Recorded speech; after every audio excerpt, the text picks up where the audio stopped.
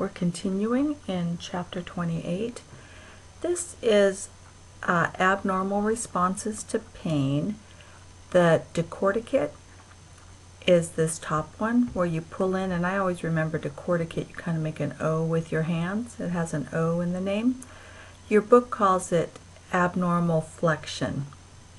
And this one is decerebrate, where you have abnormal extension. So this is where you do something painful. I always like pushing on the cuticle of the fingernail, and you get these responses. These are quite low brain function responses. Decorticate's a little bit higher. It's at least cerebral cortex, but it's not a normal reaction. And then the decerebrate, that's down midbrain to brainstem, pretty low level of brain function. Babinski Reflex, this is something that can be tried in a head trauma. It's normal to have a Babinski up to about a year, a positive Babinski. By 18 months, though, it should be gone.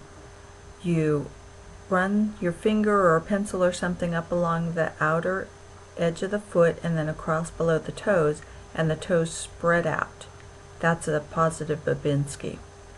By the time you're 18 months old, those toes shouldn't spread out. If anything, they're going to curl up and flex. So in a brain injury, you might see a positive Babinski, and that's a sign of brain injury. When we're assessing infants, it's very hard to check an infant for a brain injury because they can't do a whole lot of the things that the Glasgow or the different tests are testing for. So there are some key reflexes we want to look at in infants and make that's part of our neurologic assessment of an infant. The Moro reflex is one of them, and that's when you do some sort of sudden jarring, a loud noise, or you bump the crib or something, and the baby extends their arms and legs and kind of jitters a little bit. That should always be positive.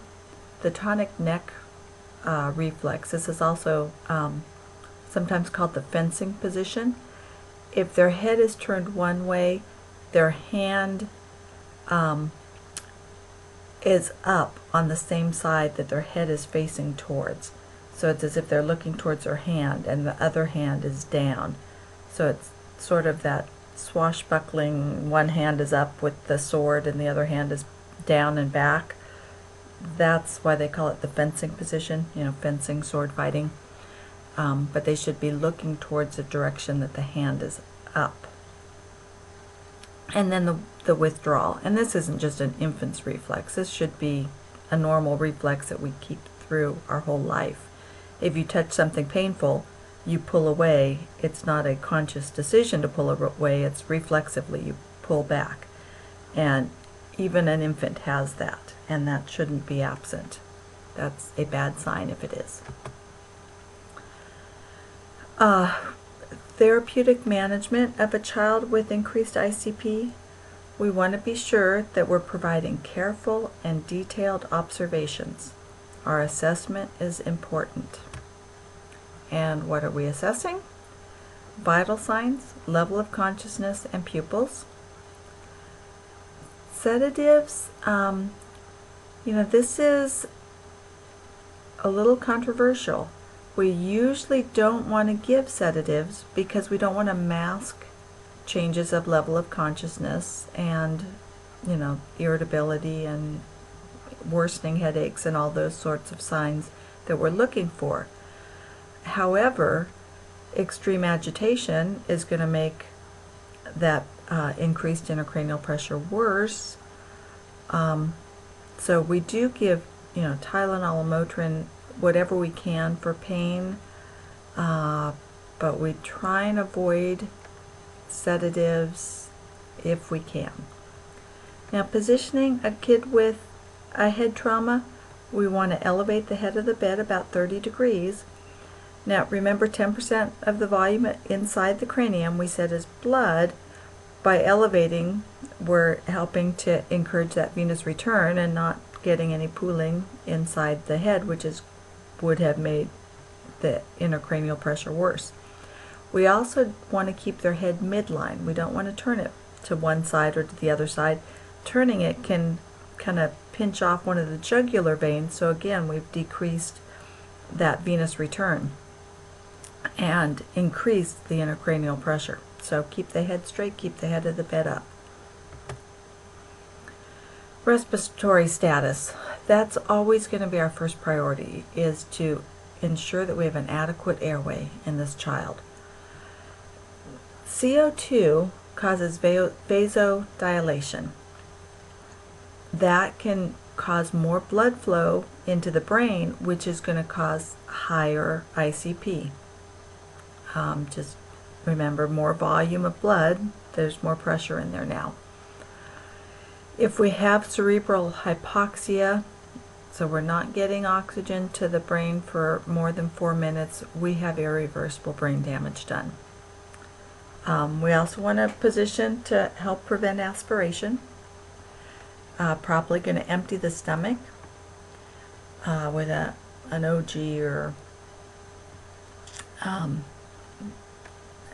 sectioning. We need to be very cautious with sectioning, only if it's necessary, because sectioning is going to increase the intracranial pressure. So we're going to do it if necessary, but only if necessary. We're probably going to be checking ABGs, so we probably have an arterial line in this child. Probably going to be giving oxygen.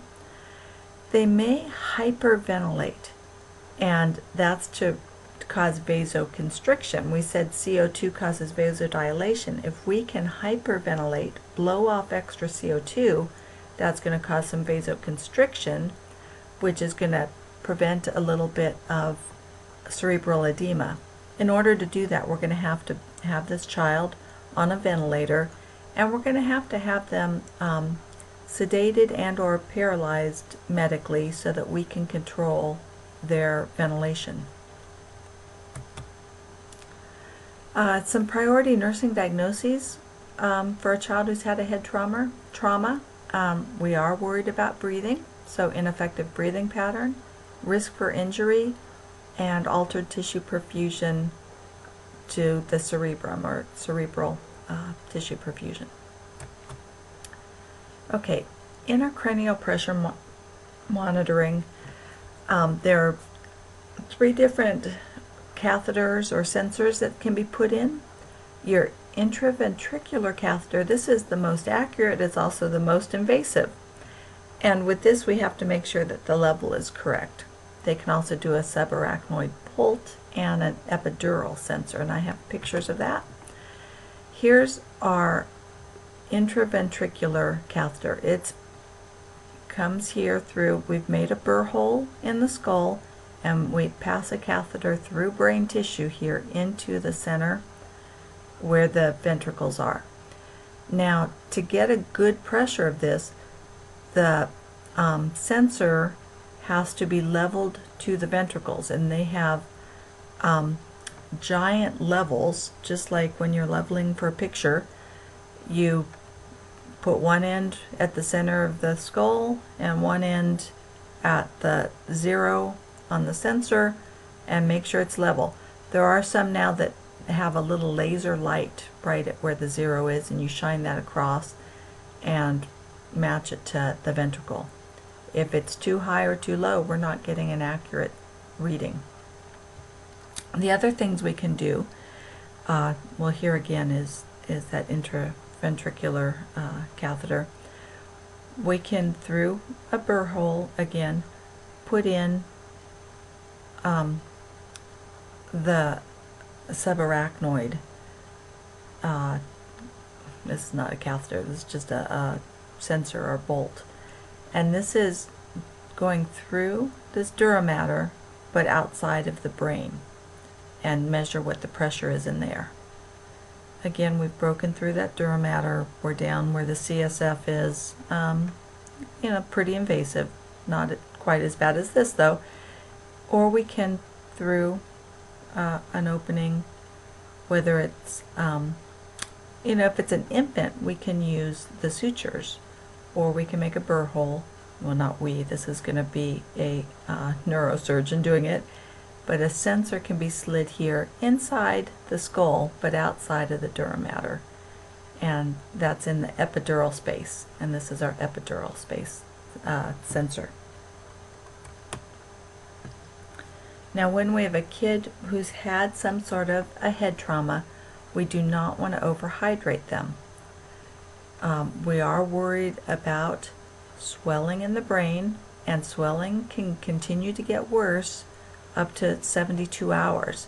So we're going to keep them a bit dehydrated. We're not going to overhydrate them. If there is any cerebral edema, we're going to decrease their fluids and keep them on a fluid limit. Initially, we're going to give those fluids IV. Depending how long we're expecting things to last, we may switch to NG or even gastrostomy, so that we're giving them nourishment along with the fluids. Now, something we have to worry about whenever we have a head trauma, and you should hopefully remember this from our endocrine unit, is SIADH and DI. Too much or too little secretion of antidiuretic hormone, and that's from the posterior pituitary. Remember, SIADH, we're going to see not enough urine out. So we have too much antidiuretic hormone.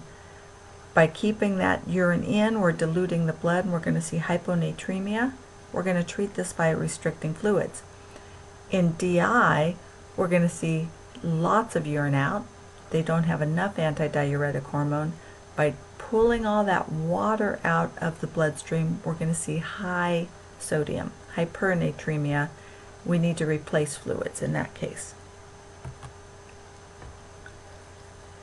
Medications that we use to try and decrease intracranial pressure, things that have an osmotic diuretic, mannitol or Lasix. We'll use hypertonic solutions, such as pure sodium chloride.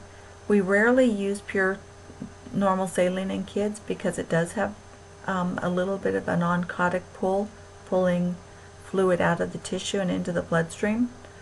On these kids, that's exactly what we want done, though, because we don't want fluid to be able to shift out from the blood into the tissue of the brain. We can use sedatives if we need to decrease brain activity, which makes higher oxygen demands of the brain tissues. Anticonvulsants. We may need to paralyze these kids, paralyzing agents. Realize if we do that, we're intubating them and ventilating them. And as a last resort, we can do a barbiturate coma.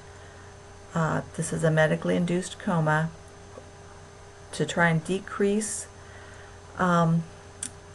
brain activity and oxygen demand of the brain, and we do this for a few days until we're past that possibility of increased cerebral edema, just increased swelling, and then we let them wake up and hope that we see brain function returning. This really is the last resort. These are kids who are quite sure there's going to be significant brain damage if we do nothing, or if we just do the standard treatments.